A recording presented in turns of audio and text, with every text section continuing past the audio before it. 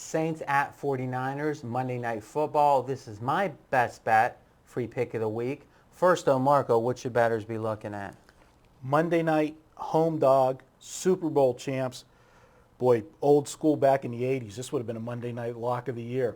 Yeah, that's true. That's true. 49ers home dog. Now, it's interesting that that trend has actually reversed itself where the public caught on to it, almost like the NBA zigzag theory, and now it's been 50% or so for numerous years. So not so much thinking there's value here just because of a home Monday night dog. Actually, it's Vegas that caught on to it and adjusted the lines rather than the public. Well, see, I disagree with that. Vegas only moves lines when the public makes them move. Vegas isn't taking a position 9 times out of 10. Now, there's an occasional book offshore that will take a position, but Vegas was coming out. Let's say this game's, 5 now? Is Vegas would come out at 6.5, and they'd bet the thing down. But finally, they'd figure out, wait a minute, these home dogs are getting bet. But fair enough. Go ahead. I guess that's one of the old sayings, that's 6 of one, half dozen of the other, both guys. It's a reaction. Vegas is reacting to the public. The public exactly. is, so many people had made big deals about that home dog and in print and in, as people. But ultimately, I can promise you, the lines makers are not reading, magazine X and saying, oh, really, that's the trend? What they do is smart. They're going to say, listen, I don't know why things are happening, but when they happen, we're going to react to them. Because if not, they'd be really trying to, let's say that there was a trend. I'll give you an example, and this could be a long conversation. We'll avoid that this week. But let's say there's a trend that if it's the third straight game west of the Mississippi, blah, blah, blah, and it's 103. Even if Vegas knew that, and even if it was a legitimate trend, they wouldn't account for it in their line unless the public did. Because otherwise, they'd be putting a line out there that would get lopsided action because the public was ignorant of that trend, and they really don't want that. They might want to shade it a half point, but they want to split the action. Okay, I will give you that one. All right, fair enough. All right, this game on Monday night, one thing, talking from a scheduling dynamics, the Saints got great benefit here. They played Thursday night. They opened the season on Thursday and now have all the way to the following Monday for this game. So looking at it from that regard, huge edge to the Saints in preparation time. As far as the 49ers go, I'm absolutely mystified at how bad the score looked last week. The game, if you look at the stats, you try to figure out how Seattle scored as many points as they did. I mean, they didn't have a lot of offense. They lost 31-6, but they only gave up 242 yards to Seattle. Just saying, slightly deceiving how many points Seattle put up. Mike Singletary, you know what kind of coach he is. He coaches like he used to play. Fiery, get in your face, and I can tell you, I wouldn't want to be in his practices this week. He is going to be. So that, in your mind, you being a motivational handicapper, that makes you lean 49ers. Makes me lean slightly to the 49ers here. Or at least that element. That element of it, and I think that you're going to also get a little bit of value because of how bad. I don't think the Saints looked that great last week against Minnesota, but I think San Francisco in the public's eyes looked very bad. But let's talk about this. Because just in the when we talk Colts Giants, you said when you have a team that expected to make the playoffs, 0-1, the public puts a premium on that team because it feels like a must-win. Now you're saying they look so bad that maybe the public's going to overreact to how bad they looked. Which one is it in this case? Because those are two. On one hand, you think they'd be back in the 49ers because you don't think they're going to start 0-2. On the other hand, they're going to be fading the 49ers because they look so bad. In this case, do those two effects equal out? I don't think they equal out because the public is going to react to what they saw. And what they saw was a very dismal performance by the 49ers. Okay. I'm going here, and we can put my projection up. I'm going with the Saints. Best bet, free pick, best bet of the week. It's a pure value play for me. And this is a subtle point, so I'm going to slow down. The public loves new teams, emerging teams. The Jets this year prior to the Monday night game. Team just made the playoffs last year. A lot of talk. They loved them. Last few years, they've loved the Texans, emerging team. Last year, they were loving the Saints as an emerging team.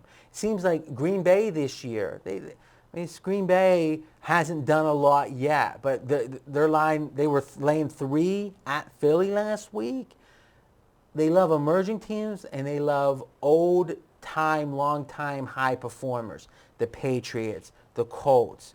The places the public, that middle ground the public sometimes misses. The team that isn't new, isn't long time, but is just playing really well for multiple years. How else can you explain the Saints not even being one of the top 3 or 4 favorites to win the Super Bowl? I mean, literally this team just won the Super Bowl. I would say they've had less losses, personnel-wise than most Super Bowl teams. Mm-hmm. And they're like the 5th or so or 6th favorite, or at least they were preseason. It might have tweaked a little bit in the last week. I think, though, you're right. They are laying a healthy number of points here. I feel like they're slightly undervalued. Number 2, Peyton, coach for the Saints, is so good early in the all preseason, all offseason. He's coming up with new stuff. His schemes are so advanced that I think early in the year the Saints, just last year they rolled, they tend to roll. I also think 49ers may be a fraud. I think the 49ers fall into that new team category, that sense of, oh, this is going to be their year. Well, geez, Seattle was supposed to be a horrible team. I don't care if that was an even game or not. They got played even, in the box score and got blown out. What has the 49ers done? I agree they're going to be motivated, but I think you've got a slightly underrated team, if you can say that for the Super Bowl team, against a slightly overrated team. That gives me value in the 49ers. Can you contradict anything? You mean value on the Saints? You said I'm value. sorry. Oh, well, I think the 49ers value on the Saints. Sorry about that. I can't disagree with the way you're presenting your case there.